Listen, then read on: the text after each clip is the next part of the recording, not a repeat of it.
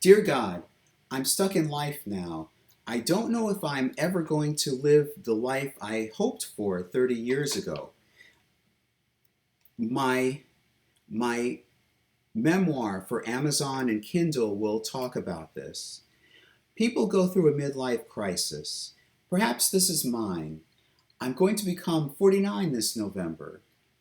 There are two conflicts I'm struggling through right now. My lack of working in film or television. I'm also feeling the drastic turn in terms of not having a girlfriend. I already wanted to use this video to lay it all out there. For every long, um, for a very long time, um, for a very long time. Um, Chapter one. Today, I work in a nice company, but I didn't have much in terms of salary. I don't have much in terms of salary or benefits. There's there's more. I have been a creative person. As a child, I draw. I've been proud of how well I could draw. I also did things other kids I know didn't, apparently. What about all that time spent writing stories in elementary school? I've talked about writing television episodes in middle and high school. That all was a great source of pride. I hadn't felt so behind everyone else as I do now. Sorry. I hadn't felt so behind everyone else as I do now. It's not so much a feeling of failure on my part, it's that I feel I had potential to go into a career I was passionate about. That's always that that always felt like home. I would endure the hours of school thinking all this would be over. Then I can go to college in California. Perhaps after college. Either way, I'd be joining the people who were different than the kids I had to go to school with. I could never feel a kinship with the kids in school. Then I'd watch television, listening to that dialogue and imagine working in the world those creators inhabit. They would understand me. I would also be able to use that new world of mine as a calling card. This is my identity. I could tell those kids in school, this is my identity. It seems that people make their marks on the world by realizing their passions. So, why haven't I reached that point? Primarily, I stayed with my mother after college. Believe me, I feel low at the thought of people misjudging me for this. They would perceive me as a mama's boy. That really bothers me because I spent years in my teens and early 20s longing to move out. Financially, I was powerless. That's when the feelings of failure kicked in. Remember my crush on Madonna? It began during college. She embodies these aspects I just alluded to, besides being beautiful. I'll talk about that later in chapter 2.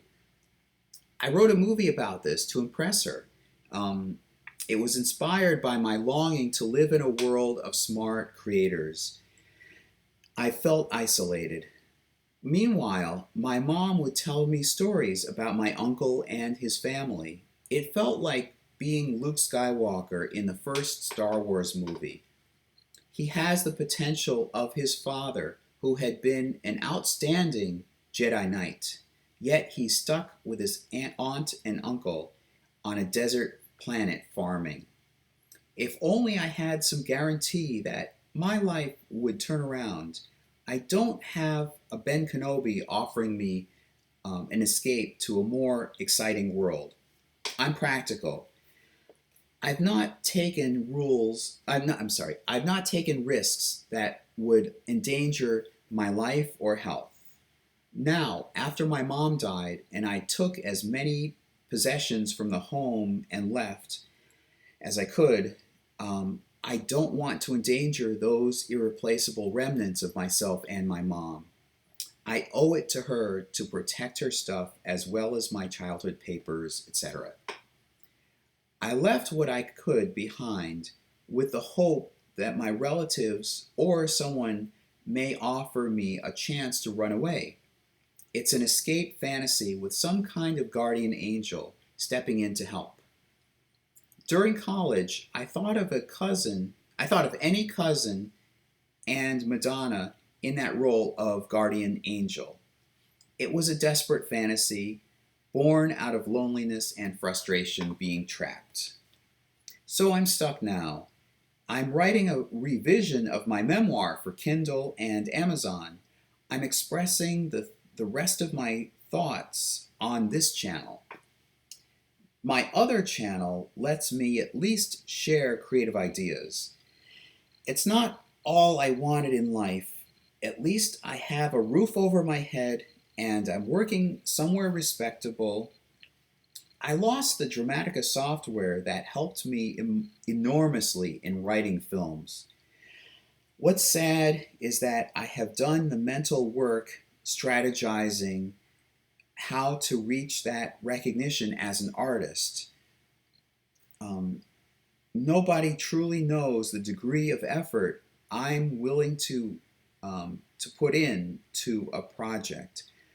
All this time, has it been something simple to achieve success that I never knew to do? Creators seem to be successful when they create with passion and not filtering themselves. I've been embracing that. This is why I'm brave enough to post this right here, this story right here. Okay, chapter 2.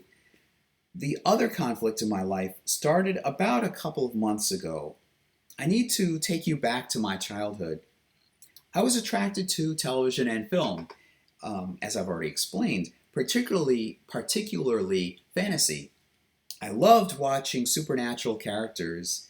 As young as second or third grade, I felt attracted to the beauty of women on TV. Again, particularly with supernatural powers. Meanwhile, in school, girls looked different than boys. Whereas I related to boys, I saw girls as somewhat alien. They didn't enjoy the toys such as Transformers that fascinated me. I didn't want these girls to give me a look of contempt because that felt more painful than when boys would do it. My mom would buy garage sale clothing. I figured I wouldn't be able to maintain an expensive appearance, so why bother? Moreover, kids would ask me questions in such a way as to get laughs at my expense. That would always make me feel uncomfortable.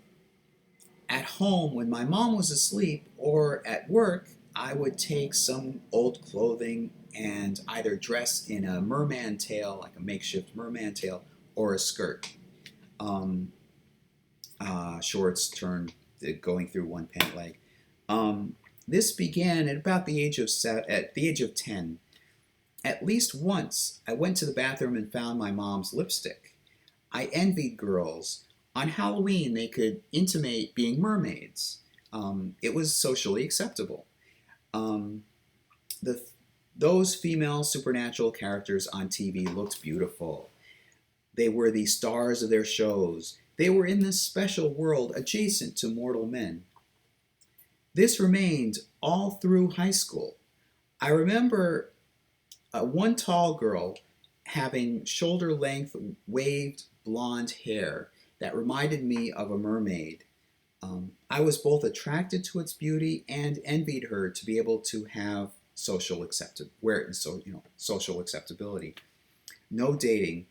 I never asked girls out because I figured they would see me as a pariah.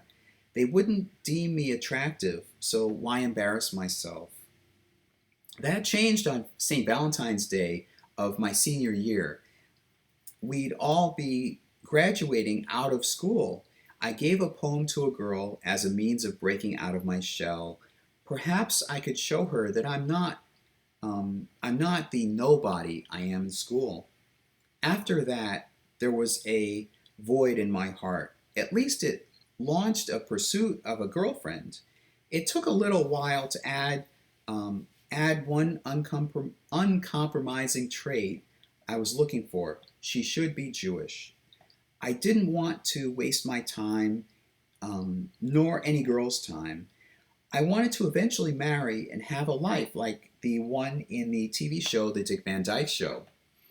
Meanwhile, I kept this fascination with mermaids. I spent hours learning how tails are made for TV and film.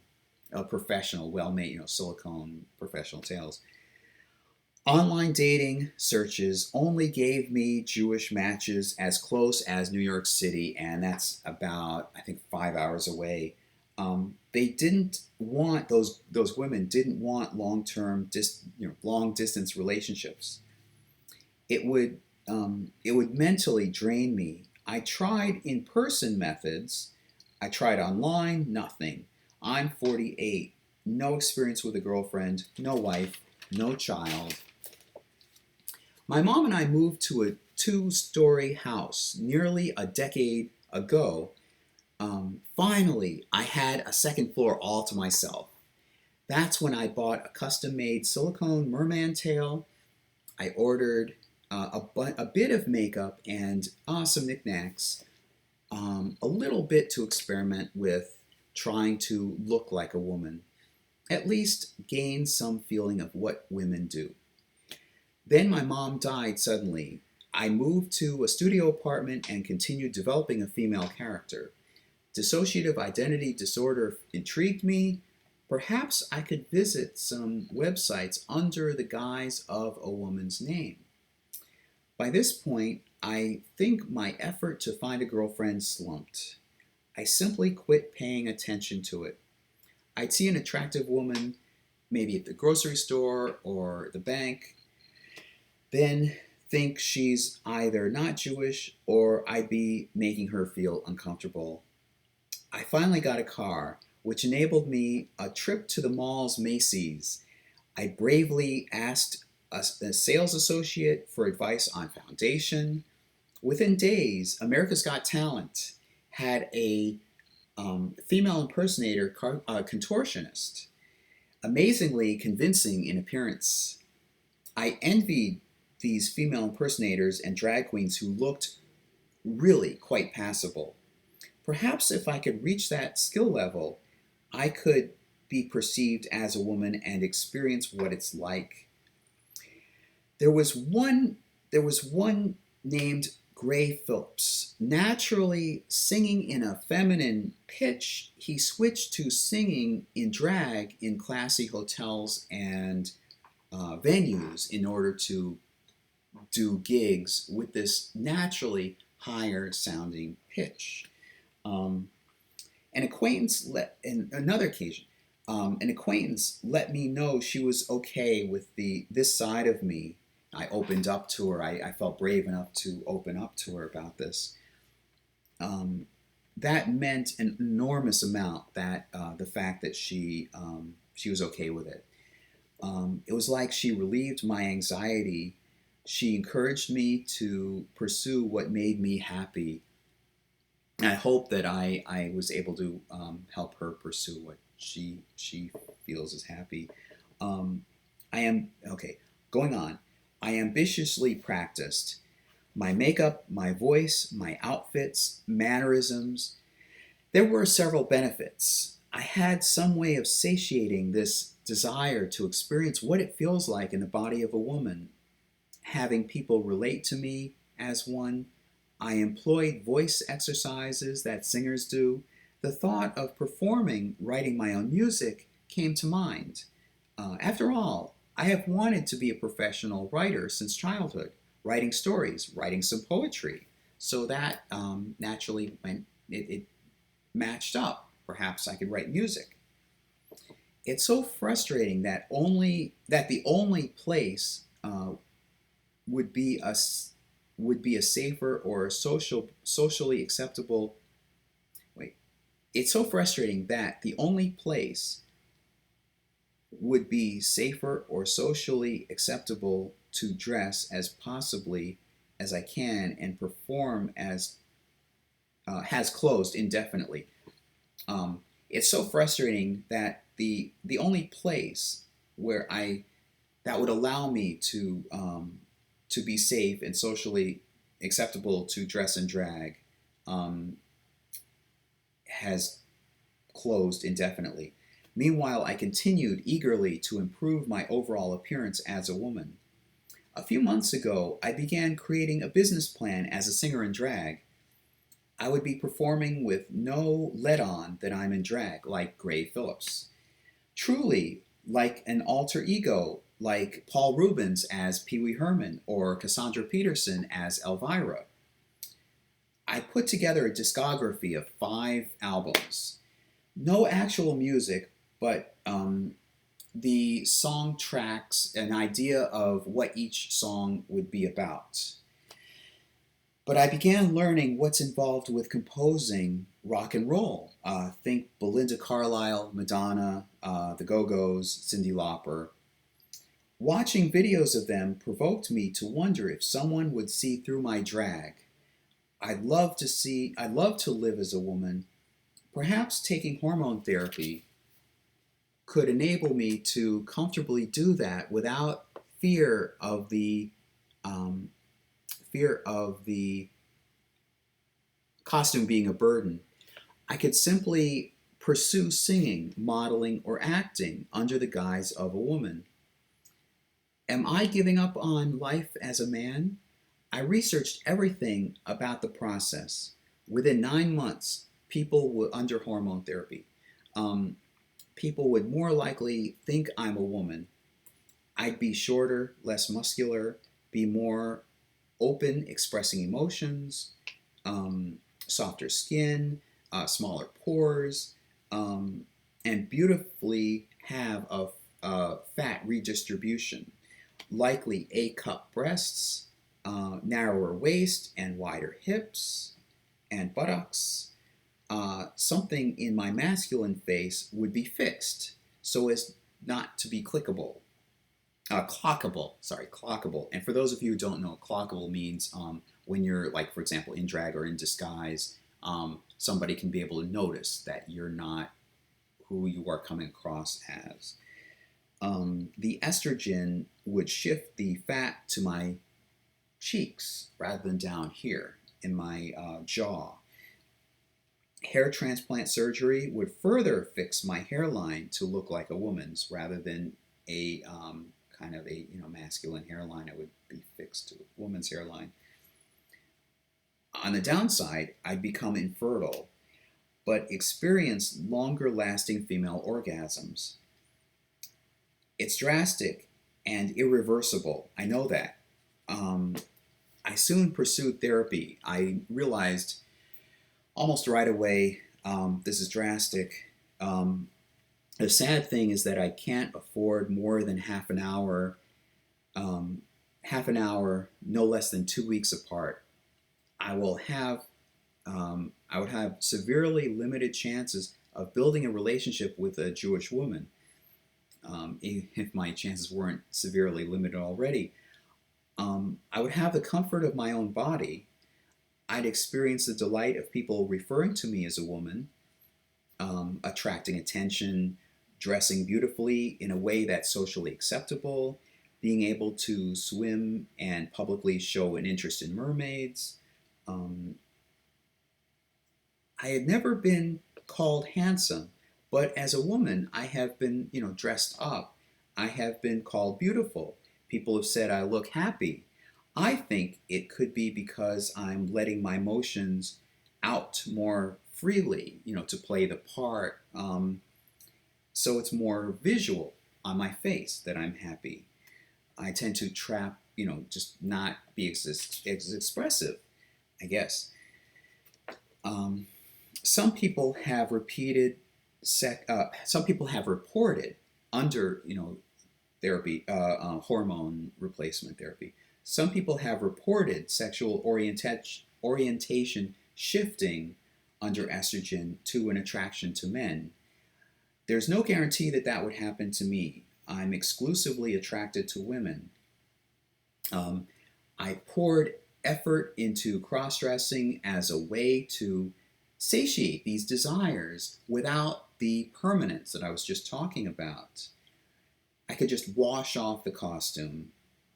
Um, Autogynephilia is an extraordinarily heterosexual attraction to women and femininity to the extent of embodying this attraction. In other words, it's like a target. You are attracted as a heterosexual man. You are attracted to this femininity, and it's like an inverse. It's like you take it within yourself. Um, Am I just lost, whipping around fruitlessly with no future? How do I get out of this? God, I'm sharing these thoughts with you. People won't understand this. Hopefully, my life story explains what led me to this point. I don't want to entirely quit hope that a creative career or a girlfriend is in my future. Publishing my memoir at least looks more realistic now. Considering a gender change links with the threads in my life gives it direction. Maybe still, maybe it'll be a memoir about how someone like myself struggled through this and perhaps decided not to go the thorough, full route. Maybe just the threads it took me in my life to get to that point may suffice. So that's the video, and I'll talk with you next time. Bye.